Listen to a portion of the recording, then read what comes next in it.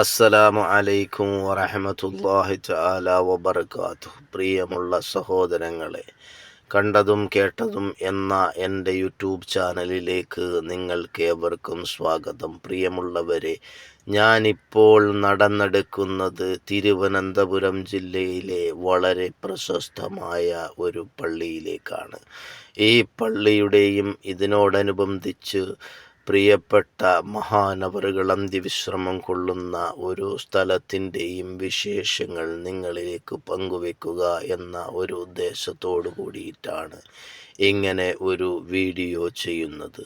പ്രിയമുള്ളവരെ, 40 വർഷത്തോളം മുമ്പ് ഉണ്ടാക്കപ്പെട്ട ഈ മസ്ജിദ് ഇപ്പോഴും ഇത്തരത്തിലുള്ളൊരു മസ്ജിദ് ഈ പ്രദേശങ്ങളിലോ കേരളത്തിലോ നിർമ്മിക്കാൻ കഴിഞ്ഞിട്ടില്ല എന്നത് വസ്തുതയാണ്. അത്രയും ഭംഗിയായി അലങ്കരിച്ചിട്ടുള്ള ഒരു മസ്ജിദിലേക്കാണ് നമ്മൾ കടന്നു ചെല്ലുന്നത്. കടുവയിൽ പള്ളിയുമായി ബന്ധപ്പെട്ട് നടക്കുന്ന ന്യൂനപക്ഷ യുവജനങ്ങൾക്കൊപ്പമുള്ള പരിശീലന കേന്ദ്രം ഉൾപ്പെടെയുള്ള സംഭവങ്ങൾ ഇവിടെ നടക്കുന്നുണ്ട്. അതായത് നമുക്ക് PSC ടെസ്റ്റ് എഴുതാനും മറ്റു കാര്യങ്ങൾക്കൊക്കെ വേണ്ടി ന്യൂനപക്ഷ ക്ഷേമവുമായി ബന്ധപ്പെട്ട് പ്രവർത്തിക്കുന്ന ഒരു പരിപാടി ഇവിടെ നടക്കുന്നുണ്ട്. അത്യാവശ്യം കോച്ചിങ് ക്ലാസ്സും കാര്യങ്ങളും ഒക്കെ ഇവിടെ നടക്കുന്നുണ്ട്. അതുപോലെ തന്നെ ജീവകാരുണ്യ പ്രവർത്തനങ്ങൾ നിരവധി നടക്കുന്ന ഒരു സ്ഥലമാണ് KTDC, അതായത് കടുവയിൽ തങ്ങൾ ചാരിറ്റബിൾ ട്രസ്റ്റ്, KTCT എന്നാണ് അതിൻ്റെ ജീവകാരുണ്യ പ്രവർത്തനങ്ങളുമായി ബന്ധപ്പെട്ട് പ്രവർത്തിക്കുന്ന ചാരിറ്റബിൾ ട്രസ്റ്റിൻ്റെ പേര്. കടുവയിൽ തങ്ങൾ ചാരിറ്റബിൾ ട്രസ്റ്റ്. ഇത് കടുവയിൽ ജമാഅത്ത്, മുസ്ലിം ജമാഅത്ത്, ആയിരക്കണക്കിന് അംഗങ്ങളുള്ള വലിയ ഒരു ജമാഅത്താണ്. ഇത് തിരുവനന്തപുരം ജില്ലയിൽ കൊല്ലം ജില്ല കഴിഞ്ഞ് പാരപ്പള്ളി കഴിഞ്ഞിട്ട് നമ്മൾ ഹൈവേ വഴി പോകുമ്പോൾ കല്ലമ്പലം കഴിഞ്ഞ് തൊട്ടടുത്തായിട്ട് വലത്ത് സൈഡിലാണ് ഈ കടുവയിൽ മുസ്ലിം ജമാഅത്ത് സ്ഥിതി ചെയ്യുന്നത്. മഹാനായ കടുവയിൽ തങ്ങളുപ്പാപ്പ നൂറ്റാണ്ടുകൾക്ക് മുമ്പ് ഇവിടെ അന്ത്യവിശ്രമം കൊള്ളുന്നുണ്ട്. ആ മഹാനവറുകളുടെ പുണ്യമാക്കപ്പെട്ട പാദസ്പർശനം കൊണ്ട് അനുഗ്രഹീതമായ പുണ്യമാക്കപ്പെട്ട ഒരു മണ്ണിലൂടെയാണ് നമ്മളിപ്പോൾ യാത്ര ചെയ്യുന്നത്. കടുവയിൽ തങ്ങൾ എന്ന പേരിൽ വളരെ പ്രശസ്തനായ മഹാനവറുകളാണ് ഇവിടെ അന്ത്യവിശ്രമം കൊള്ളുന്നത്. നമ്മുടെ മെയിൻ ഗേറ്റ് കടന്നു ചെന്നാൽ ആദ്യം കാണുന്നത് ഒരു പാർക്കിങ്ങും അതിനുശേഷം പിന്നീട് മനോഹരമായ പുൽത്തകിടിയുമാണ്. പുൽത്തകിടി ഓരോ ദിവസവും വെള്ളം ഒഴിച്ച് നല്ല വൃത്തിയാക്കി സൂക്ഷിച്ചിരിക്കുന്ന മനോഹരമായി അലങ്കരിച്ചിട്ടുള്ള പുൽത്തകിടിയാണ്. ഈ പുൽത്തകിടി എങ്ങോട്ട് നോക്കിയാലും നല്ല മനസ്സിനും ശരീരത്തിനുമൊക്കെ കുളിർമയേകുന്ന തരത്തിലുള്ള, ഇതെന്തോ ഒരു പാക്കാണ്, ഇതിൻ്റെ പേരെനിക്കറിയില്ല.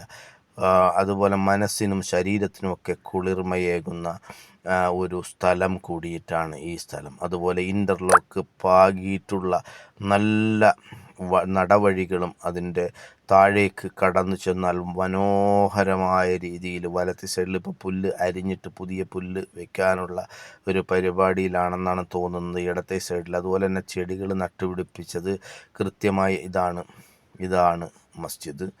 ഇതാണ് കടുവയിൽ തങ്ങളുപ്പാപ്പ അന്ത്യവിശ്രമം കൊള്ളുന്ന സ്ഥലത്തുള്ള മനോഹരമായ രീതിയിൽ കൊത്തുപണികളാൽ അലങ്കൃതമായ അടിപൊളി മസ്ജിദാണ്. 40 വർഷങ്ങൾക്ക് മുമ്പ് ഉണ്ടാക്കിയതാണെങ്കിൽ പോലും ഇപ്പോഴും ഈ മസ്ജിദിനെ കടപിടിക്കാൻ വേറൊരു മസ്ജിദില്ല എന്ന് തന്നെ വേണമെങ്കിൽ പറയാം. 14,000 ആളുകൾക്ക് ഒരേ സമയം നിന്ന് നമസ്കരിക്കാൻ കഴിയുന്ന തരത്തിലുള്ള രീതിയിലാണ് ഈ പള്ളിയുടെ നിർമ്മാണം.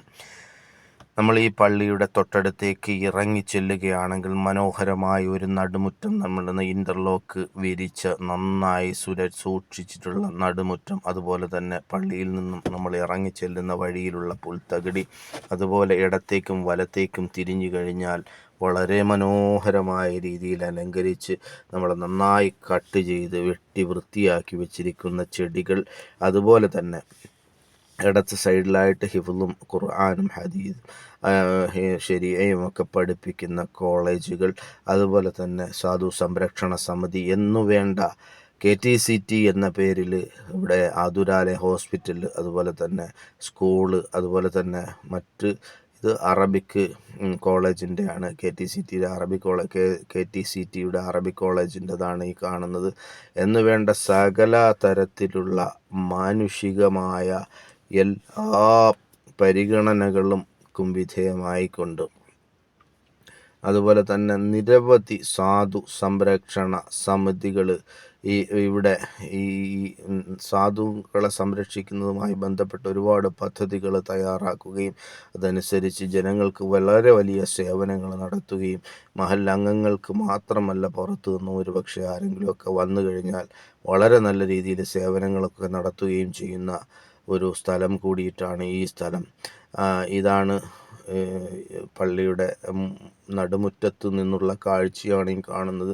മനോഹരമായ പള്ളിയാണ്. മനോഹരം എന്ന് പറഞ്ഞാൽ നമ്മൾ ഇവിടെ വന്നു കഴിഞ്ഞാൽ നമുക്കത് മനസ്സിലാകും. അത്രയും സുന്ദരമായ രീതിയിൽ അലങ്കരിച്ചിട്ടുള്ള മനോഹരമായ പള്ളിയാണ്. ഈ പള്ളിക്കുള്ളിലേക്ക് കയറിയാൽ എപ്പോഴും നല്ല കുളിർമയുള്ള, നന്നായി കാർപ്പറ്റൊക്കെ നല്ല ഭംഗിയായി വിരിച്ചിട്ട, വളരെ നല്ല രീതിയിൽ അലങ്കരിച്ചിട്ടുള്ള പള്ളിയാണ് ഈ പള്ളി എന്ന കാര്യം കൂടി ഞാൻ ഓർമ്മിപ്പിക്കുക. ഇനി നമുക്ക് ഇൻഷാ അള്ളാഹ് നമ്മുടെ പ്രിയപ്പെട്ട ഉപ്പാപ്പ, അതായത് കടുവയിൽ തങ്ങളുപ്പാപ്പ അന്ത്യവിശ്രമം കൊള്ളുന്ന സ്ഥലത്തേക്കാണ് പോകുന്നത്.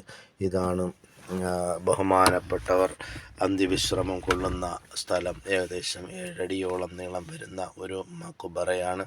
ഈ മക്ബറ വർഷങ്ങൾക്ക് മുമ്പ് കണ്ടെത്തിയതാണ്.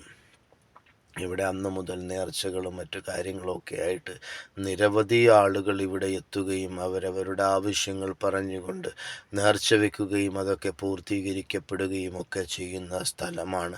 ഒരുപാട് കറാമത്തുകൾ, ഒരുപാട് എണ്ണി പറയാൻ പറ്റുന്ന കറാമത്തുകളുള്ള ഒരു പുണ്യമാക്കപ്പെട്ട സ്ഥലമാണ്. മഹാനവറുകൾ അന്ത്യവിശ്രമം കൊള്ളുന്ന സ്ഥലം എന്നതാണ് ഇവിടുത്തെ പ്രത്യേകത. മഹാനായ കടുവയിൽ തങ്ങൾ ഖദ്ദസല്ലാഹു സുർറഹുൽ അസീസ് അവറുകൾ അന്ത്യവിശ്രമം കൊള്ളുന്ന കടുവയിൽ പള്ളിയിലാണ് ഉള്ളത്. കടുവയിൽ പള്ളി എന്ന് പറഞ്ഞാൽ ലോകത്ത്, കേരളത്തിലെ അങ്ങോളം ഇങ്ങോളം, അതുപോലെ തന്നെ ഇന്ത്യ മുഴുവൻ അറിയപ്പെടുന്ന ഒരു പള്ളിയാണ് ഈ പള്ളി. ഇവിടെ നിരവധി ആളുകൾ, അത് മാത്രമല്ല ഇവിടുത്തെ ഒരു പ്രത്യേകത, പള്ളി എന്നതിലുപരി ഇവിടെ ജാതി മത വർഗ വർണ്ണ ഭേദമന്യേ നിരവധി ആളുകൾ ഇവിടെ വന്ന് ആവലാദികൾ ബോധിപ്പിക്കുന്ന ഒരു സ്ഥലമാണ്. അല്ലാഹുവിൻ്റെ മനോഹരമായ അനുഗ്രഹം കൊണ്ട് ഇവിടെ വരുന്ന ആളുകൾക്കൊക്കെ അല്ലാഹു സുബ്ഹാനഹു വ തആല ഇവിടെ അന്ത്യവിശ്രമം കൊള്ളുന്ന മഹാനായ കടുവയിൽ തങ്ങൾ ഉപ്പാപ്പയുടെ ഹഖ് ജാഹ് ബർക്കത്ത് കൊണ്ട്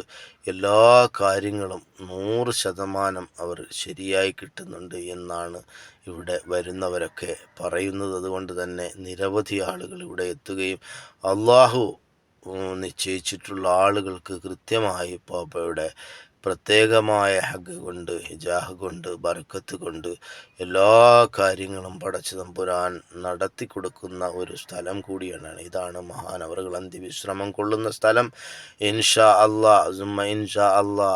ഇൻഷാ അള്ളാഹ് അടുത്ത ഒരു വീഡിയോയിൽ ഇതുപോലെ വ്യക്തികളെയോ സ്ഥലങ്ങളെയോ മക്ബറകളെയോ ഒക്കെ പരിചയപ്പെടുത്തിക്കൊണ്ട് ഇൻഷാ അള്ളാഹ് കടന്നു വരാം. നിങ്ങൾ ഓരോരുത്തരും ഞങ്ങളുടെ ഈ ചാനലിനെ പ്രോത്സാഹിപ്പിക്കുകയും ഇത് കാണുന്നവർ ഞങ്ങളുടെ ചാനലിലേക്ക് ലൈക്കും ഷെയറും കമൻറ്റും ഒക്കെ ചെയ്ത് സബ്സ്ക്രൈബ് ചെയ്ത് ബെല്ലൈക്കൺ ക്ലിക്ക് ചെയ്ത് ഞങ്ങളുടെ ചാനലിനെ വളരെ ഉയരങ്ങളിലേക്ക് എത്തിക്കണമെന്നും അഭ്യർത്ഥിക്കുന്നു. അല്ലാഹു സുബ്ഹാനഹു വ തആല നമ്മുടെ എല്ലാ ഹലാലായ മുറാദുകളും ഹാസിലാക്കി തരട്ടെ എന്ന് ആത്മാർത്ഥമായി ദുആ ചെയ്തുകൊണ്ട്, ദുആ വസിയത്തോടെ അസ്സലാമു അലൈക്കും വറഹ്മത്തുള്ളാഹി വബറകാതുഹു.